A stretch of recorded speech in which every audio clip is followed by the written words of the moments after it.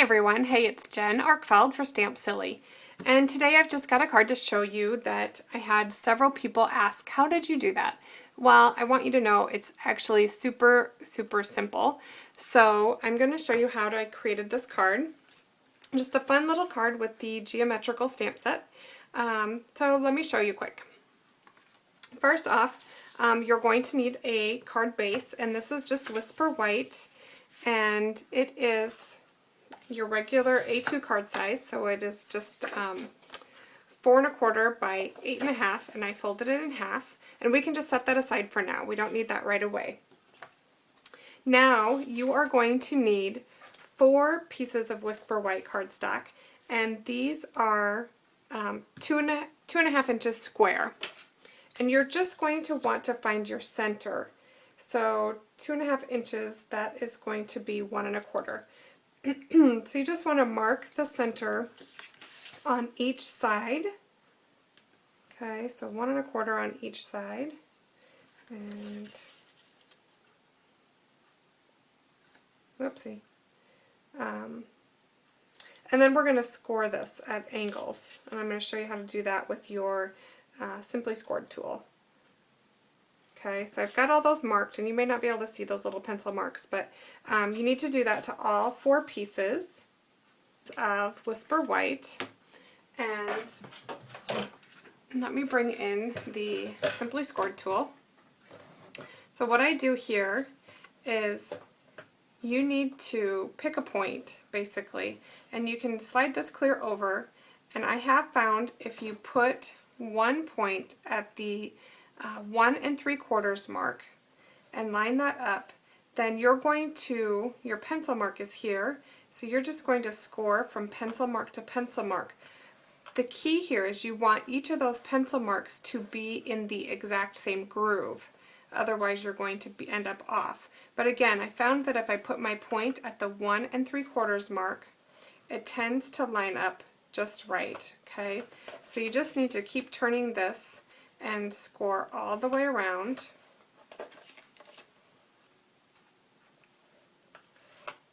We'll get our score tool out of the way. Now, before I go any further, I'm going to flip these over so that the hill of my score mark is on the upside, and I'm going to take the striped triangle from Geometrical, and we'll put that on a clear block. And I've got Rich Razzleberry. We'll start with this one.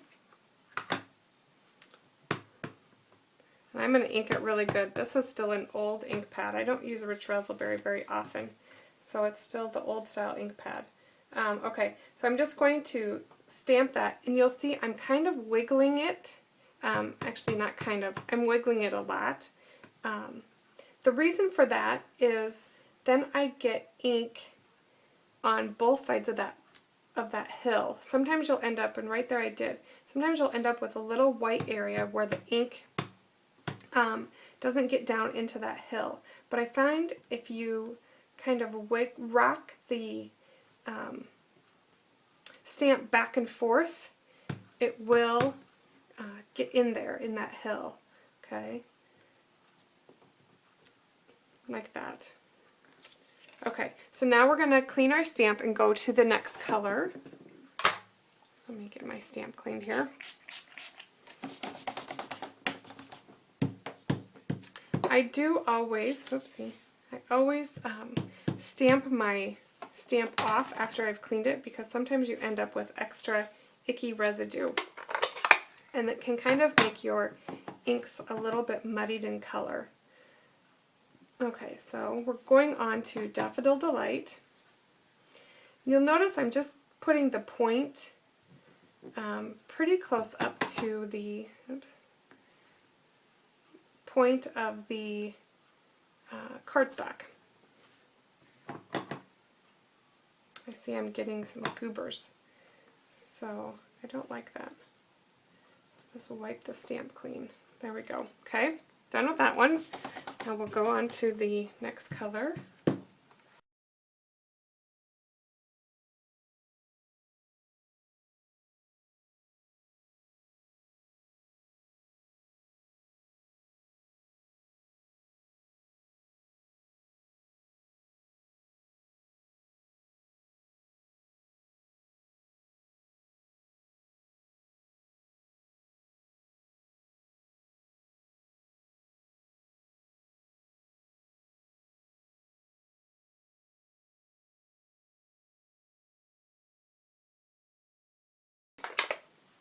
all I need to do is insert, flip these over, and I have here some pieces of Designer Series paper. They came from the Brights Designer Series paper stack.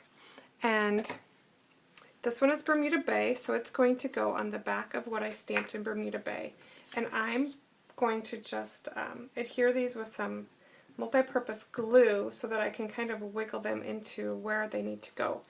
These, by the way, these squares are cut 1 3/4 inches. And there we go.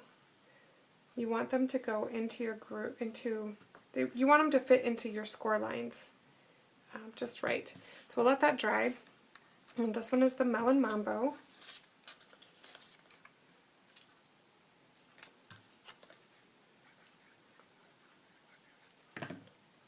I like to use the multi-purpose glue just because I can wiggle this around just right into the right spot. Okay, now we've got the Rich Raspberry.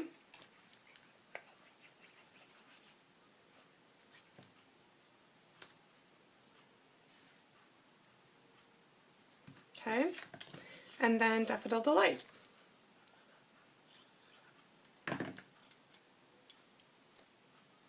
Alright, so you can kind of see where I'm going here with this card, right?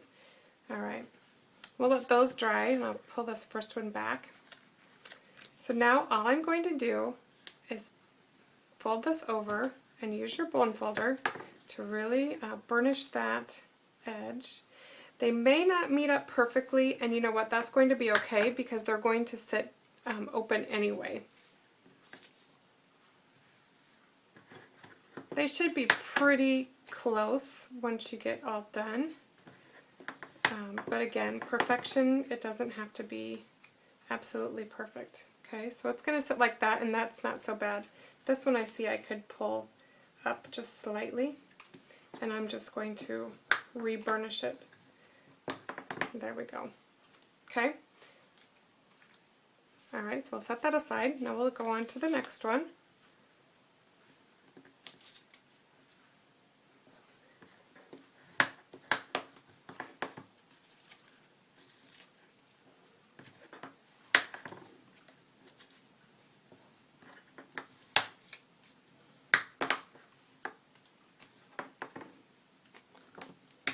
I'm going to see if I can get rid of this, I don't think I can. Sometimes you can flake away that color a little bit. So I'm just using my poker tool and just trying to get that color off of there, but I don't think it's going to come. Sometimes it works to kind of break those top fibers off and get that color off of there. And that one's not going to, so here's another good solution for that. I'm just going to take I broke those fibers off, so I got most of the color away. So you know what, if you just take your white gel pen and kind of cover up some of that ink there, it once in a while works pretty good. Now there are fixes to just about everything. And you know, it can be a hassle sometimes to have to redo a card just because you made a little tiny goof on it. And there I have another one. But it's all going to be okay. We're going to make this card work. Like I said, there's always a fix. So again, you know what, I'm going to try and scrape away just a little bit of that ink. And in the end, I don't think we'll see. It won't be as noticeable. Okay.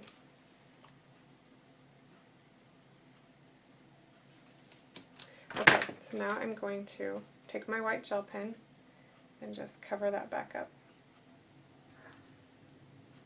And it really works pretty good. Okay, good little trick to learn, right? Okay, let's keep moving with this card.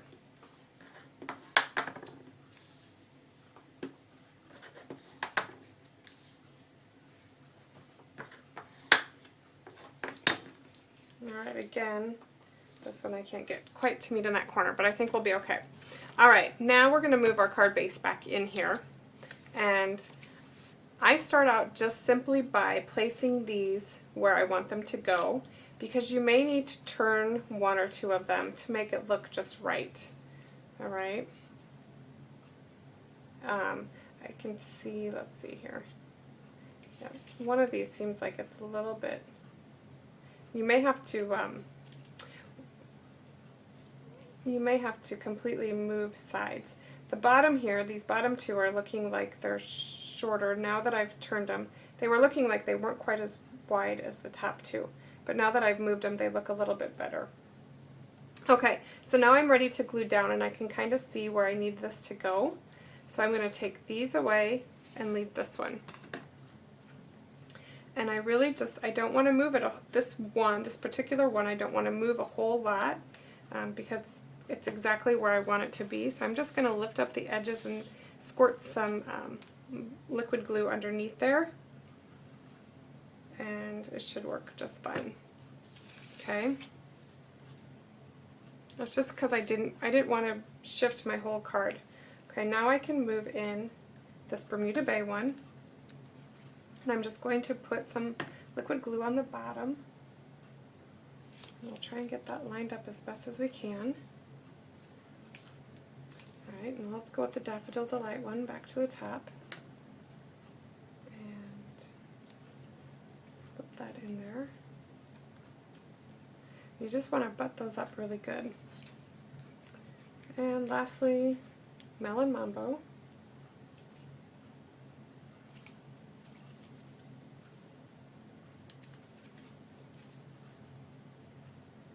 Okay, looks good.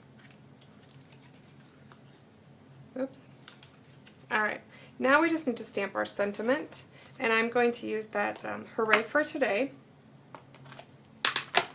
We're going to stamp that in we're going to stamp that in Smoky Slate. So let me find that ink pad. Okay, so I'm going to ink that up really good.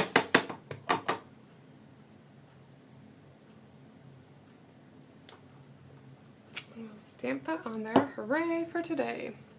And then we're going to do some arrows. And let's do this one just a little bit different. I think I'm going to go back to my ink pads, and I'm going to just use the chevron style arrow. And stamp. So this is a fun card to mail because as it will close flat, and then when they open the envelope, it'll pop open at them.